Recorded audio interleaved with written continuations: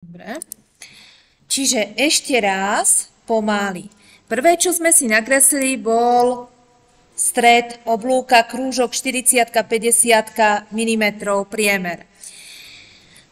Zapli sme si orto a začali sme kresliť úsečku, kde sme sa uchopili v strede oblúka a potiahli sme aspoň 2000 hore milimetrov, hej? Čiže máme ako keby tú hlavnú os. Teraz, ako sa dopracujeme k začiatku oblúka? Povedala som, že dáme úsečku, upneme sa v strede, vypneme si orto, aby sa nám dalo pracovať. Dĺžka úsečky sme povedali, že polomer je 9,5 metra, pre nás 950 mm. Tabulátorom sme sa prepli a som hovorila, že ideme riešiť pod akým uhlom. Keďže celý stredový uhol bol tuto v Exceli 131 grádov, vydelili sme dvomi, dostali sme 65,5 gráda. Vysvetľovala som, že auto, keď má nulu v horizonte, čiže k tým 65, ak sa chceme dostať na tú ľavú stranu, potrebujeme prirátať tých 100, čiže ťukáme 165 desatina,5, enter. Teraz na druhú stranu mám dve možnosti. Buď si odzrkadlím túto úsečku na druhú stranu, čiže dáme zrkadliť tento objekt, áno, a okolo tejto zvislej osy, to je jeden spôsob, alebo viem, že idem kresliť úsečku zo stredu, ale teraz, ak ten úhol má byť 65,5, tak musím urobiť, že 100 minus tých 65,5 a to je 34,5. Čiže zase 950 bude dĺžka úsečky, ale tabulátorom bude musieť dávať 34,5 grádu, čiže 34 desatina,5, za tým malé gečko ťuknem enter, hej? A pol. A mám začiatok a koniec oblúka. Kopírovať to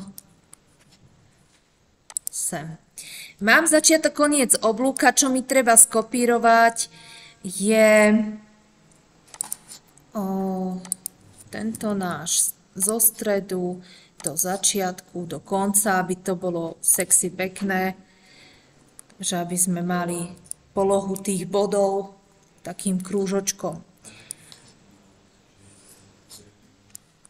No, kružnica, stred a polomer.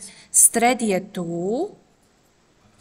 a polomer je v začiatku oblúka. Keď to spravíte, tak už bude správne tá kružnica, ako má byť.